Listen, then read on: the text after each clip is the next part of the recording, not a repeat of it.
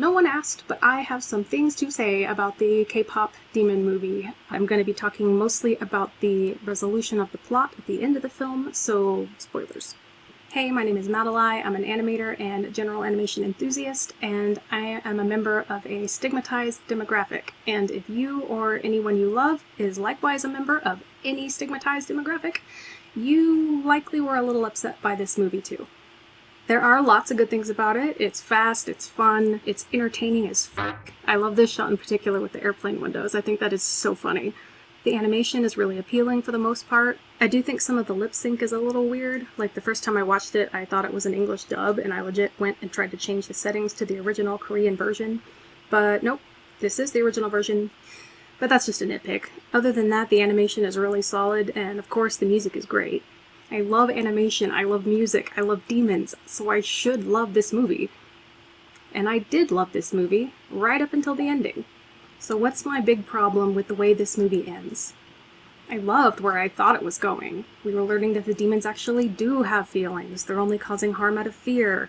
I love the line when K-pop Elsa is like, "If this is the honeymoon you want, then I'm glad to see it destroyed." I was like, yes, something needs to change. Slay Queen, save your people, embrace that part of you that's different and scary. But then they just rebuild the exact same barrier and banish all the demons anyway. Now, as viewers of a children's movie, we're probably not supposed to interpret anything at all as an analogy of any kind or project any of our own experiences onto it and just take it at face value, right? So if K-pop Demon Hunters really was just a simple kids movie, just black and white, humans only good, demons only bad, just a classic case of good versus evil, then maybe it would be okay if we banished the ones who are actively stealing the souls of the other. But the movie's not that simple. Apparently, the two species can interbreed. Yeah, no more information about that is given. So suddenly it's not so black and white anymore. We start to get a little bit of gray area. We can see that Elsa isn't just an evil, unfeeling killing machine, even though she's part demon, and we can even see that the full-on demons aren't really evil, unfeeling killing machines either. They have really strong feelings. Look how scared they are here. Look, they're begging for mercy. The love interest had the capacity to help Elsa out that time. They feel regret and shame and desperation, all the same emotions that humans do. Okay, yes, they are stealing people's souls, and that is inarguably bad, but it seems like they're only doing that under orders of their king guy. I can't pronounce his name right, so I'm just going to call him Wormtongue. So really, it's only Wormtongue who's stealing souls to build up his power. I don't think the demons need to steal souls to live on, because Elsa doesn't seem to. So really, we only need to seal away Wormtongue. He's the problem. And then maybe the demons could be accepted into human society and get to feel sunlight on their skin like everybody else and not just be banished to the underworld because they're different and scary. Elsa was able to prove to everyone that even though she's part demon, she still has feelings, she still wants to be loved and accepted.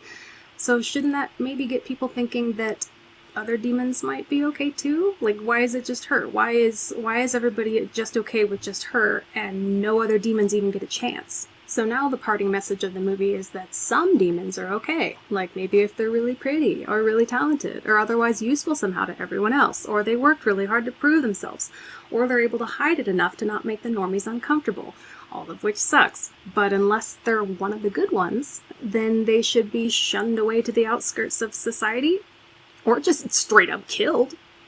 So that's a little messed up, even constrained within the boundaries of the film. But if you're like me and you overanalyze and analogize everything that moves, you're most likely equating the demons to at least one ostracized group of people, IRL. And now it's problematic. Now, I'm not the only one who's mad about this. I've heard mixed race people in particular are like, yo, what the fuck? And I think people from any sort of outcast type group should probably be ranting too.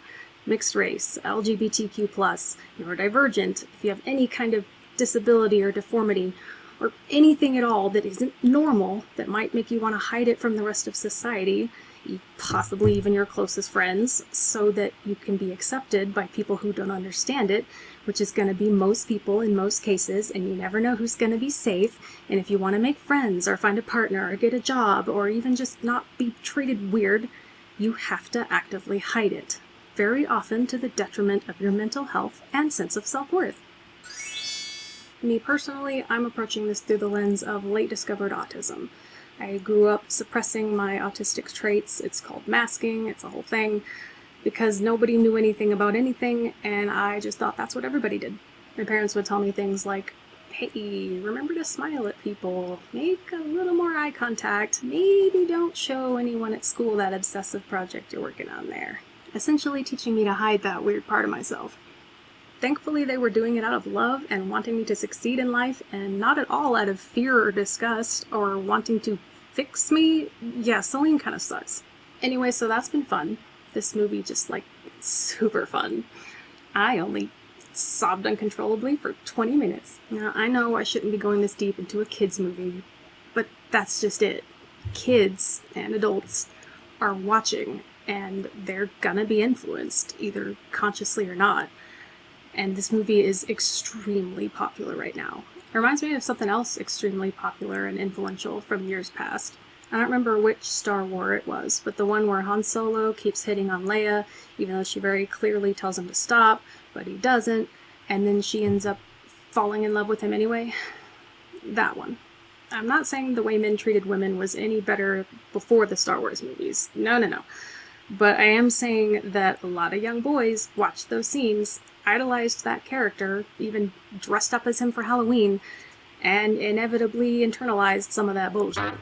What I'm saying is, if you show K-Pop Demon Hunters to your children, please heed that PG label that stands for parental guidance, and parentally guide your children away from the idea that segregation and murder are acceptable responses to demographics they don't understand. And if you're an adult, yeah, you should probably already know that, but judging by the way politics are going here in America, just be careful about what you let influence you. And don't you dare tell me that movies aren't influential when we're still having to argue with people about how what they saw in Rain Man 40 years ago is not the sole and irrefutable representation of what autism is.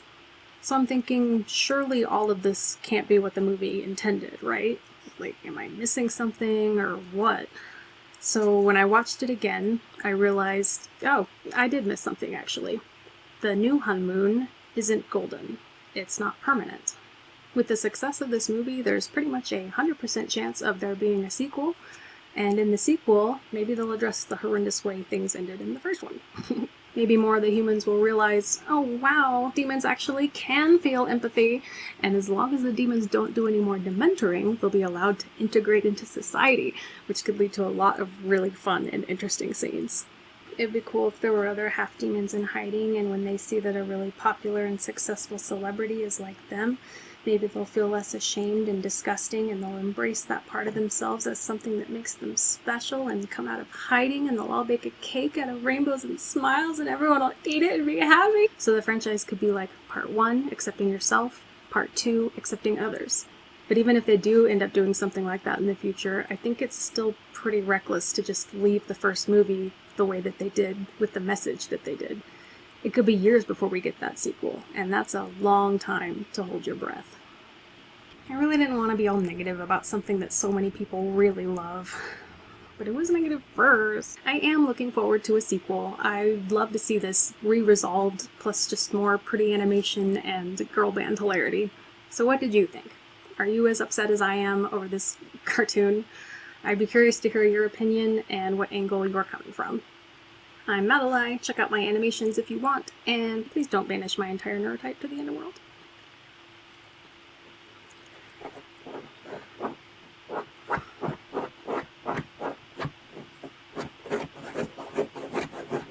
Kazoo, hey, just for a minute, can you not do that? Kazoo, just for a minute, that's all. 1 minute.